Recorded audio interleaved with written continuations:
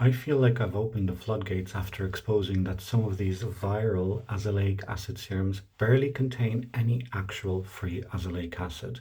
Naturally, as a cosmetic formulator, I bought the viral Anua 10% azelaic acid serum and I went into the lab.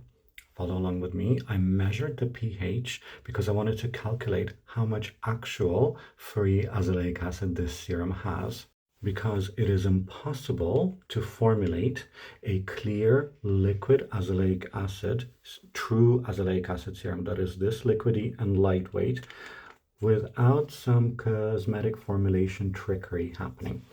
Let's have a look at what I found out in the lab. I use my pH meter after doing a full calibration to make sure I get good precise results. And the pH of this serum came out at 6.5. And based on the chemistry of azelaic acid as a diprotic acid with multiple pKa values, the theoretic free acid value after I did my calculations is around 0.01%. After that point, what are we even doing here?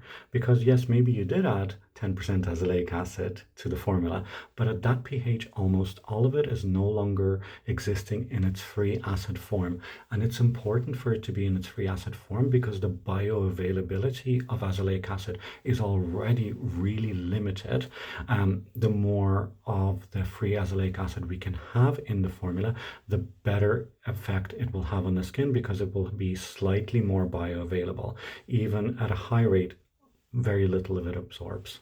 And then, of course, I measured my 20% prescription azelaic acid cream that I love, and the pH of that one came out at around pH of 3.4.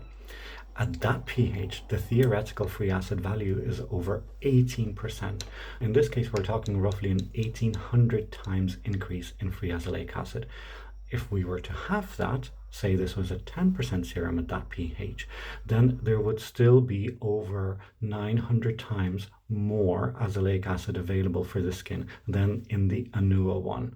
It doesn't even need to be a prescription strength. A well-formulated cosmetic azelaic acid at a low enough pH can be incredible for the skin.